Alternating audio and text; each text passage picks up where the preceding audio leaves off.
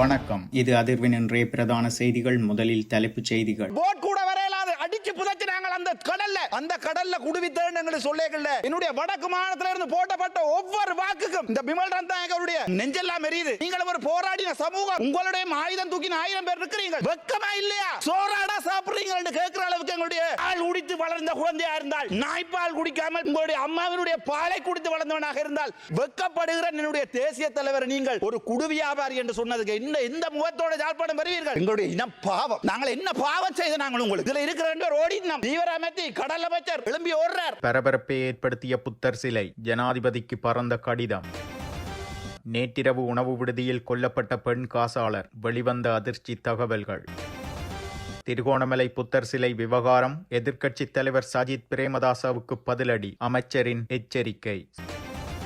செவ்வந்தி தொடர்பில் பல அரசியல்வாதிகள், சிவப்பு பிடியாணை பிறப்பிக்கப்பட்ட 80 பேர். பரபரப்பு தகவலை வெளியிட்ட அரசாங்கம். සමාරුවාන සෙව්වන්දි ගෙනල්ලා දැන් මොකද්ද කරේ කියලා. අපි මේ වෙනකොට සමහර දේශපාලඥයන්ගේ සම්මතතා වුණාරා.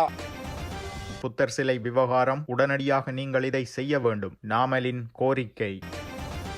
திருகோணமலையில் புத்தர் சிலை அகற்றப்பட்டமை குறித்து இலங்கை அமரபுர மகாநிகாயவின் மகாநாயக்க தேரரான கரகொட உயர்நகொட மைத்ரிமூர்த்தி தேரர் ஜனாதிபதிக்கு கடிதம் ஒன்றை அனுப்பியுள்ளார். 1951 ஆண்டு முதல் இயங்கி வரும் பௌத்த விவகாரங்கள் திணைக்களத்தின் கீழ் பதிவு செய்யப்பட்டதும் 2014 ஆண்டு ஜனாதிபதி வழங்கிய காணி உறுதிப்பத்திரம் மூலம் உரிமை உறுதிப்படுத்தப்பட்டதுமான ஒரு சட்டப்பூர்வ விகாரைக்கு எதிராக சில அச்சுறுத்தல்கள் விடுக்கப்பட்டிருப்பதாக அதில் குறிப்பிடப்பட்டுள்ளது. இந்த அச்சுறுத்தல்களுக்கு நேற்று போலீசாரால் பிக்குகள் தாக்கப்பட்டமைக்கு வன்மையாக கண்டனம் தெரிவிப்பதாகவும் அந்த கடிதத்தில் குறிப்பிடப்பட்டுள்ளது. பிரதான பிக்கு தாக்கப்பட்டதில் வைத்தியசாலையில் அனுமதிக்கப்பட்டதாகவும் போலீசாரின் இந்த செயல் அரசியலமைப்பின் 9வது சரத்தை அப்பட்டமாக மீறிய செயல் எனவும் அவர் சுட்டிக்காட்டியுள்ளார். எனவே போலீசாரின் சட்டவிரோத நடவடிக்கை குறித்து ஜனாதிபதி உடனடியாக விசாரணை மேற்கொள்வதுடன் குறித்த கட்டடத்தை அகற்ற வேண்டாம் என்றும் விகாரை மற்றும் பிக்குகளின் பாதுகாப்பை உறுதி செய்ய உடனடி நடவடிக்கை எடுக்குமாறு மகாநாயக்க தேரர் கோரிக்கை விடுத்துள்ளார். இதேவேளை திருகோணமலையில்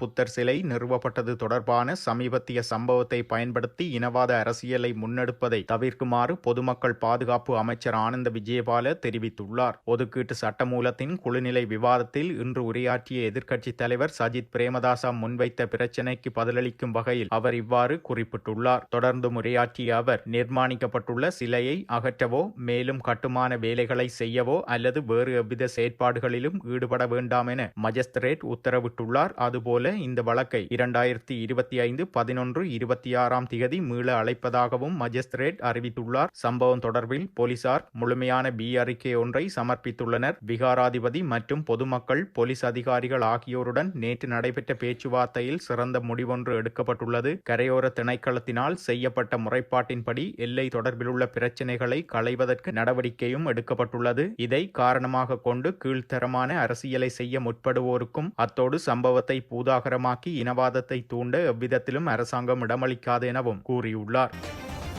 23 கண்டெய்னர் கள்ளன் என்று சொல்லப்படுகின்ற ஒருவர் உங்களுக்கு தெரியும் யாரென்று இன்றைய தினம் வந்து சொல்லியிருக்கிறார். தேசிய தலைவரும் 44,000 போராளிகளும் வடக்கு மாகாணத்தில் குடுவித்தார்கள் என்ற ஒரு கதை ஒன்றை இன்றைக்கு சிங்களத்தில் சொல்லியிருக்கிறார். இவர் சிங்களத்தில் சொல்லி தப்பிக்கலாம் நினைக்கிறார். ஆனால் சிங்களமும் தமிழும் சரளமாக பேச தெரிந்த எனக்கு அது விளங்கினது. அதனுடைய வீடியோவை நீங்கள் பார்ப்பீர்கள் வெகு விரைவில்.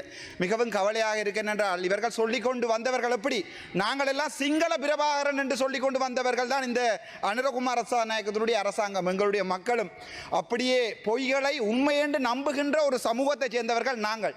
ஆகவே எங்களுடைய சமூகம் அள்ளுகொள்ளையாக நம்பியது.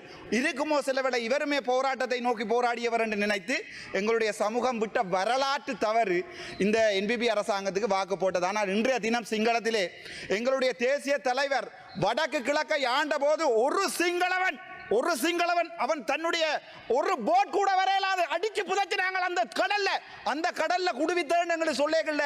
ஒரு தமிழ் மனுஷனா வெக்கப்படுறேன். ஒரு தமிழனா என்னுடைய வடக்கு மாநிலத்தில இருந்து போட்டப்பட்ட ஒவ்வொரு வாக்குக்கும் இந்த பிமல் ரந்தாங்களுடைய நெஞ்செல்லாம் எரியுது. நான் உங்களுடைய போர் வீரர்களை நீங்கள் செபலியோ என்று சொல்லுகின்ற போது ரணவிருவோ என்று சொன்ன தமிழன் நான். ஏனென்றால் ஆயுதம் ஏந்தி என்னோட இருக்கிறார்கள், ஆயுதம் ஏந்தி போராடியவர்கள் உயிரை துச்சமாக மதித்த தெய்வம். அதற்கு மேல ஆனால் வெக்கமாக இருக்கிறது ஒரு கூட்டம் வந்து சொல்லுமாக இருந்தால் என்னுடைய தேசிய தலைவரே என்னுடைய தேசிய தலைவர் போராட்டவாதி என்று சொல்லும் மாதிரி தான் கவலையா இருக்கு.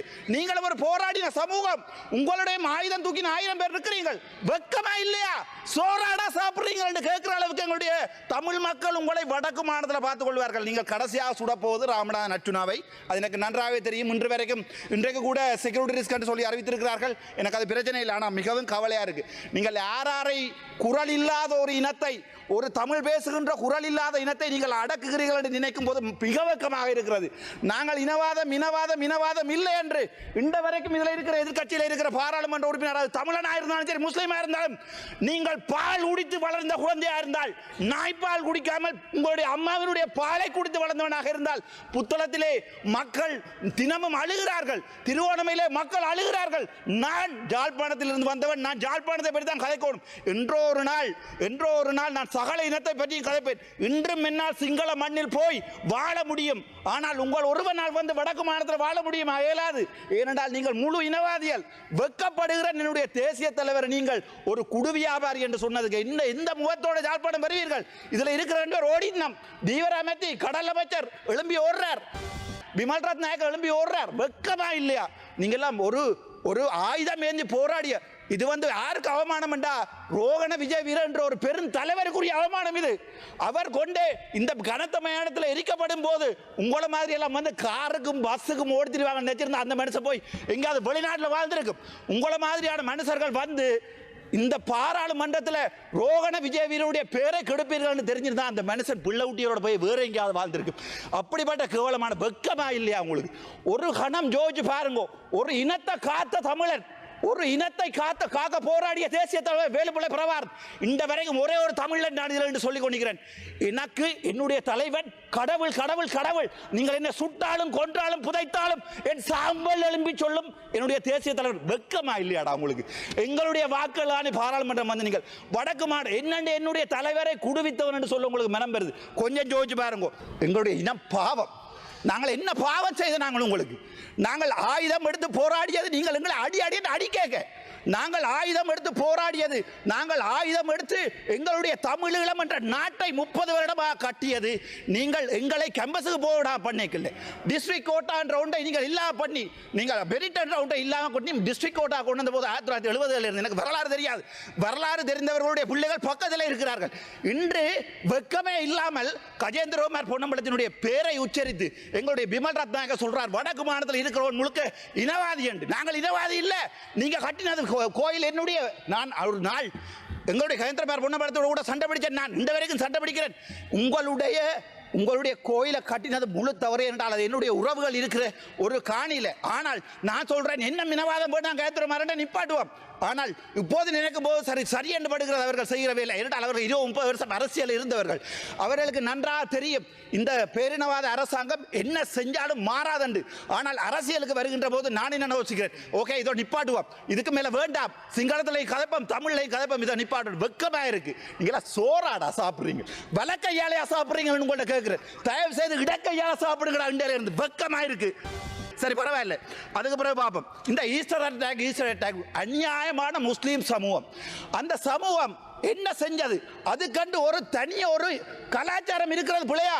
அவங்களுக்கு ஒரு வரலாறு இருக்கிறது பிள்ளையா? அவங்களுக்கு காலமா தமிழனை முஸ்லீமை நீங்க என்ன செய்றீர்கள்? போட்டு அடி அடிச்சு கடைசியா எங்களுக்கு இல்லை முஸ்லீம் இனத்திலே கொண்டு ஆயுதத்தை கொடுத்தியால் எங்களுக்கு அடியண்டு, எங்கள்கிட்ட தந்தியால் முஸ்லீம் இனத்துக்கு அடியண்டு. கடைசியா ஒரே இனம் பேசுகிற 2 முஸ்லீம் இனம் நாங்கள் அடிபடுறோம்.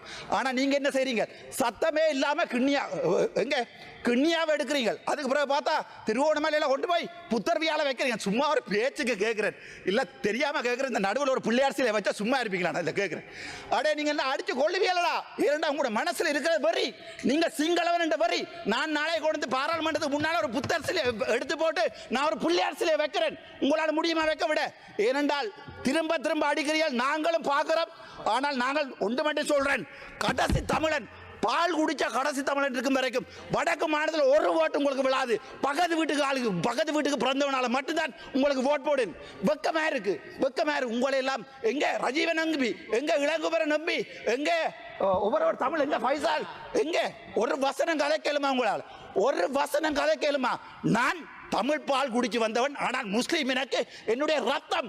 நீங்க என்ன சொன்னாலும் நான் ஒவ்வொரு முஸ்லீமுக்கானியும் அடிபடுவேன். என்றால் என்னுடைய தேசிய தலைவர் என்றாவது ஒரு நாள் நினைத்து விட்ட பிள்ளையோ நினைக்காமல் விட்ட பிள்ளையோ அந்த பிள்ளையை திருத்துறதுக்கு எனக்கு கட்சி இருக்கு.